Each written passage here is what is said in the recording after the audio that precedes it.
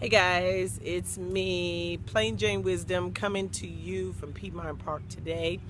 We are trying to get in the groove of things. I am happy and excited today, as always, but I'm trying to wrestle with a few things. Today's objectives was goal versus objective. Now, they're synonyms of each other, but they nonetheless give great credence to the individuality. Now, of course, goals are things that you set forth and you want to attain. If you want to do a long-term goal or a short-term goal, I always like to do 3 month, 6 month, 1 year, and 5 year goals just to see where you are in your growth process. But objective, on the other hand, is something that you have to set. So, goal, objective. You set a goal, you set an objective. Now, one is you're going to intentionally attain, and the other one is your focus. So, I think today we're gonna play semantics a little bit, and we're going to look at goals versus objectives. Now, in the grand scheme of things, both of them kind of set a tone, but in the ability to move forward in our lives, sometimes we have to discern what we're actually doing. Are we setting objectives or are we accomplishing goals? And then sometimes when we are doing both, we have to realize what it is that we're doing it for. Case in point, I had a client of mine that came to me and asked me if there was a way that she could begin her family planning. Well, I told her, I said, well, you could begin family planning anytime. Just the fact that you want to have a family is the beginning of the planning. Setting the intention there. So I told her one of her objectives is to go home and find out what it is that she wants to do right now in her life. Does she want to have a child, or is she trying to fill a void? Does she want to appease something, or is this a goal in her life that she wanted to have children by a certain age? So she has to figure that out. That's a mature vetting process on the things that you think about and the ways that you approach it. When you're setting objectives, they're going to be things that you're focusing on, but they're going to be in probably not so much of a random order, but more of a priority or importance. And the objectives are going to come to you as it is necessary to accomplish the goal. So you see that it's a semantics. It's synonyms of each other, yet one kind of carries over into the other. You can't really have goals unless you have objectives, and the objectives kind of plans the goals. So they're one and the same, but they have their separate parts to them. So in saying that, one of the things that I wanted to verse to her is setting objectives. So that's one of the things we're going to talk about for a few minutes. Setting objectives is just a matter of jotting down little bullet points of the things that you want to accomplish. Now, this can be in a myriad of ways. This can be you saying that you want to do X, Y, and Z, you wanting to get certain things accomplished. You want to have a written agenda of the things that you want to do in your life. The goals come when you set target marks. Here's an example. I would like to retire in 3 years. I'd like to physically retire, hopefully mentally retire into another way of life and truth and goodness. And part of my goals in retirement is to have certain things. Now, in order for me to say that I'm going to have those certain things, I'm going to set objectives. I'm going to say by year 2017, I'm going to have certain things. By year 2018, I have to have certain things. By year 2019, I'm going to have certain things. And by time 2020 comes, the intended goal of retirement, this has to be in place.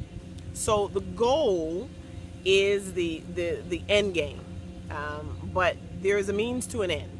And the end doesn't necessarily justify the means, but you need to have objectives so that you can play your cards right. Objectives are the things that you are setting forth. These are the targeted points that is going to help you to graduate to that goal. Now, there are goals in the objectives, if nothing else, to get through each objective. So understanding how you're placing yourself, how you're aligning yourself is going to get you where you need to be. There's a mental organization that you have to have. And then there's an internal discipline that you need to proclaim. Think about it. If you say you want to lose weight and you're, on a journey like I am, and you're losing a pound a day or a half a pound a day or even a pound a week, you're doing that with the goal to have a certain amount of pounds lost by a certain date. Now, I'm using other antidotes that I've found that are naturally helping to boost my metabolism, and I'm doing these things daily. So the objective is to lose X amount of pounds. The objectives daily is to cut back on your food, don't eat any sweets, get away from the sugars and the starches and that type of thing. And every day meet those objectives head on. Only eat a certain amount, only eat before 7, only drink a certain amount of water, which is why this gallon of water thing is just killing me, because this is a lot of water. But it's necessary. So the objectives are to do things every day. Now the goal, come my birthday in August, I want to be a certain weight. And my goal is to be that weight and then maintain it. So it'll set up another set of objectives. Because once you get to a goal, it's kind of like, okay, now what? If you set up another side of you that is going to get these goals and objectives met, the discipline will form. How do you start discipline? Through habit.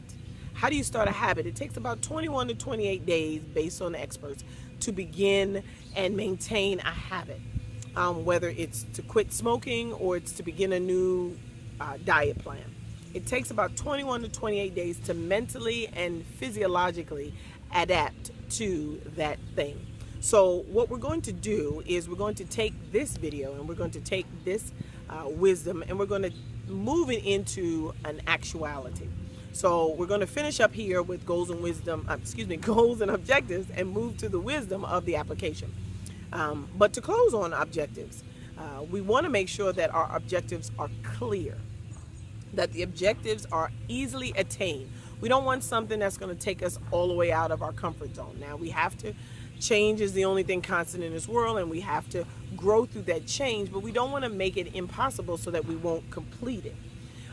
For example, you don't want to go from eating cheeseburgers every day to a 500-calorie meal plan. That's going to cause you to say, no, I can't do this, and it's going to cause you to go off course. So the objective is to do this gradually. So we'll go from maybe 3,500 to 3,000 calories, and then from 3,000 to 2,500, then from 2,500 to 1,000, and then work your way down to 500. But that's going to be gradual, and those are your new objectives, to gradually work your way down to a 500-calorie meal plan. The goal is to get to 500 calories a day in your meal plan and not be hungry, not have your ghrelin levels just off the chain and you're just trying to find that satiable peace where you could just not feel hungry. But you want to make sure that you are in the mindset of these objectives. Now the goals, let's finish off on the goals. The goals are the things that you're going to accomplish.